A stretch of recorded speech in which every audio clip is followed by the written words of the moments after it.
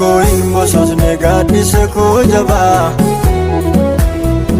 mana keetti maleen wal'aana me jaba. Yoya samar kafuni hordoftoonni Saaroon Entertainmentii nageenyi koo kan jaalalaa fi kabajaa isiniif baay'eetu jechaan obboleettiin keessan nagaa guutuun qaba. Egaa gidduu keenya waan miidiyaa irra deddeemaa jiruu fi akkasumallee waan haasamaa jiru hundumti keessan kan quba qabdanidha jechuudha. Dhugaan ilmoo waaqayyooti yoomiyyuu ta'anii dhugaanii harka waaqayyooti jirti jechuudha. Namni waan baay'ee odeessuu danda'a inni kan argee kaan immoo kan jettee kan dhageedha. Haa ta'u iyyuu malee egaa wanti miidiyaa irra deddeemaa jiruu fi akkasumas immoo guyyaarra viidiyoon bahe immoo kan maatiin akkasumallee obboleettiin hangafaa haasa'aa jirtu immoo baay'ee walii adda jechuudha. Sabiin saayyu akkuma guyyaa kaleessaaf eengaddaa namoonni ergamanii akkasumallee mucaan kun akka duute yookiis immoo akka lubbuun ishee darbee chee godhanii isaan haasa'aniif akkasumallee obboleettiin haasofti baay'ee tokko garaagarummaa qaba jechuudha. Viidiyoo obboleettii immoo cina kanatti arguuti dandeessu jechuudha.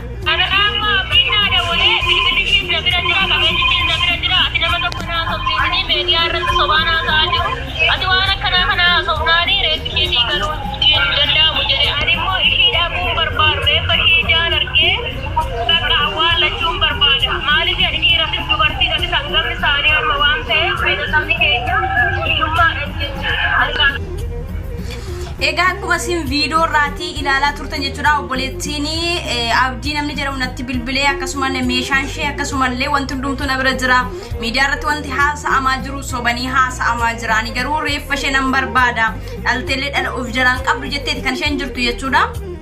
Egaa lubbuu mucaa kana darbee irratti haasa'u namni du'ee afaan isaa wal hidhame tokko namni dubbachuu hin dandeenye irratti yaada gaaris ta'e hamaa dubbachuun hin barbaachisu sabii namni sun ka'ee deebisuu hin danda'u waan ta'eef maatiin immoo hin barbaada dhiigadha akkasumallee dhala isaaniitii obboleettiidha waan ta'eef akkasumallee akkuma isin viidiyoo irratti ilaaltan jechuudha maatiin baanii barbaadataa jiru ilmoo isaanii kana argachuu yookiis immoo reeffa isheellee argachuuti barbaadataa jiru jechuudha. Miidiyaa irratti garuu namni wanti hedduudha kan inni haasa'u jechuudha. Haa ta'u iyyuu malee namoonni Dubaay keessa jirtan gargaartanii akkasumallee gara biyyaatti reeffa obboleettii keenya akka galchitan jechuudha. Akkasuma immoo dhaamsa dabalataati immoo jechuudha.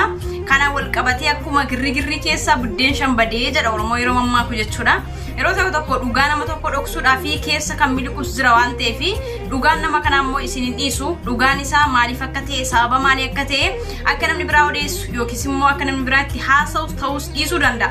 Haa ta'u iyyuu malee garuu xiyyeeffannoo isin godhachuu qabdan yeroo hundumaayyuu jechuudha.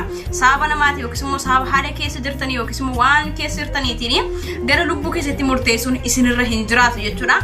Maaliif obboleettiin keenya kun of fannistee of ajjeesteedha. Barreeffama gabaabaa isheenii fuula Facebook irratti barreessitee booddeedha. Maxxansiisii mucaan kun roobiidha akka isheen duutee akkasuma obboloonni keenya deemanii ragaa yookiis immoo waajjira poolisii irraa fidan jechuudha. Haa ta'u iyyuu malee waan darbuuf jettanii waan bor tarkaanfattanii waan biraa gochuu waan biraa hojjechuu yookiis immoo abjuu fi mul'ata qabdan bor galmaan ga'uu dandeessaniif jettanii har'a garuu lubbuu keessatti gabaabsuuni yookiis immoo lubbuu keessatti muurteessuuni isinillee hin fayyadu jechuudha. Maaliif jireenya haaraa hamma jiraattan yookiis immoo ofitti gabaabsuun nun barbaachisudha. Haa ta'u iyyuu malee akka miidiyaa irratti odeeffamaa jirus akka tokko tokkottis jechuudha.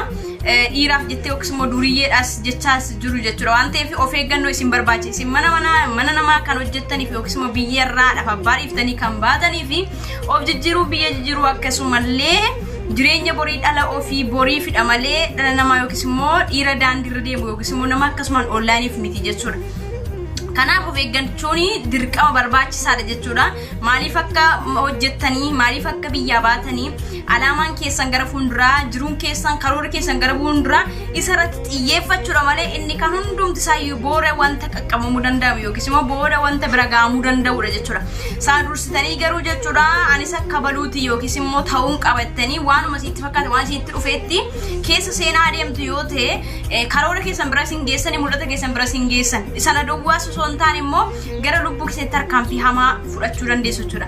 Maaliif lubbuun guyyaa waaqayyoo kaa'e malee baatu haa ta'u iyyuu malee nuti immoo tarkaanfii hin taane jireenya keenya irratti fudhachuun immoo barbaachisaa miti jechuudha. Namni illee nutti gaddaa akkasuma haati keenyaaf abbaan keenya ollaan keenya illee nutti gadda. Sababiin isaa mucaan kun amma daa'imallee hin qabdu akka obboleettiin haasaa ishee irraa taasifte jechuudha. Daa'imallee nama hin qabne nama bultillee hin qabnedha jechuudha. Haa ta'u iyyuu malee immoo namni tokko erga dhalate firii malee faayidaa malee addunyaarra deeme namatti dhaga'ama nama gaddisiisallee jechuudha. Kanaaf iyyuu isaa irratti immoo xiyyeeffannoo akka gootan maatii keessan akka hin gaddisiifne caba barabaraa akka hin goone of eeggachuun isin barbaachisa. Waan gootanii waan hojjettan waan kararsatan nama isin caalu nama wannoo qabutti obboleessa obboleettii keessan hiriyaa keessatti waliin mari'adhaatii godhaa malee tarkaanfii tokko fiiddanii jireenya keessanitti fudhachuurraa of qusachuun barbaachisaa isin jechuun barbaada. Yaanni kooni lammataamoo akkuma isin beektanii yeroo hedduudhaanii amantaa arrabsuutiin kan beekamu obboleessi keenya kaffaaloo tufaa hin beektu hundumti keessa kaffaaloo tufaa yaadatee hin beektu waan ta'eef hundumti keessanii namni kun torbee darbee keessadha kan inni poolisiitiin qabame jechuudha. Abbaan isaa immoo dararama hedduu keessa erga galee qaama hin beekamneen butame erga ture egaa amma addunyaarraa lubbuun isaa boqoteetu jira jechuudha. Badii ilma isaatiin abbaan isaa immoo lubbuun isaa darbuu danda'eera jechuudha.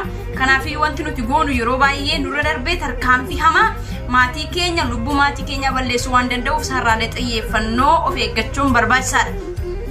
Dursinee waan goonu tokko nu bichaarratti miidhaa geessa osoo hin taane maatii keenyaaf yaaduun barbaachisaadha. Haadha keenya abbaa keenya obboleessa obboleettii keenyaaf barbaachisaadha jechuudha. Wanta nuti facaafne immoo unumaaf marga unumatu hammata jechuudha. Sanyii baaqelaa facaaftee boqqolloo hammachuu hin dandeessu. Baaqelaa matu siimiidha waan ta'eef jallina yoo facaafte immoo jallinuma sanatu kallattii biraatiin biqilee simiidhuulee danda'a gaddalee sitti fiduu danda'a jechuudha. Obboleessi keenya kun mana hidhaati kan inni jiru garuu abbaan isaa immoo amma addunyaarraa boqotee jira jechuudha. Namni kun qabamee ture. Akkuma isin beektanii namni kun dura amantaa ortodoksii ture erga keessaa bahee immoo pheenxee keessa yeroo turetti immoo amantaa ortodoksii xureessaa nama turee fi akkasumallee arrabsaa nama ture deebisee immoo gara siyaasaatti nama dhufe erga siyaasa keessaa bahee immoo deebee gara amantaa waaqeffataa ta'eetu amantoota akkasumallee pheenxees ortodoksiis arrabsaa nama ture keessa darbee immoo amantaa musliimaa nama arrabsuutti ka'eera jechuudha. Namni kun adeemsa amma kan erga tarkaanfatee dhufe immoo abbaan isaallee sababa isaatiin harka keessaa qabda jechuudhaani qaama hin beekamneen butamee amma garuu lubbuun isaa addunyaarratti darbeetii jira jechuudha. Kanaaf badii nuti goonu maatii keenya balaa hamaaf akka hin saaxille dursitee of eeggachuu akkasumallee nuuf ofii keenya yookiis immoo kaffitaa argachuudhaaf yookiin immoo of guddisuudhaaf jecha maatii keenya balaatti saaxiluu hin qabne jechuun barbaada.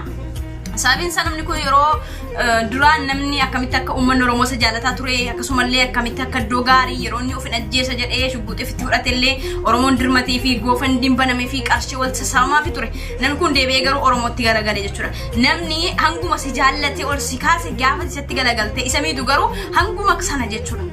Hanguma sana waan ta'eef jechuudha. Bishaan baaldiitti guutuu buddusitee hanga yoo ati baaldii sana gombiste guutummaan isaa hin jigaa jechuudha. Akkasumas immoo jaalalli uummanni siif qabu akkuma ol ka'aa guddaa ta'e sana gaafatu uummata sana garagaltee miitu immoo akkuma kana si kuffisuu danda'a jechuudha. Kanaaf iyyuu xiyyeeffannoo gochuun barbaachisaa jechuun jaaladha. Hanga ammaatti kan isin wajjin ture ana Saaroon Entertainment irraa nageenyi koo kan jaalalaa fi kabajaa isiniif haa ta'u jechuun barbaada.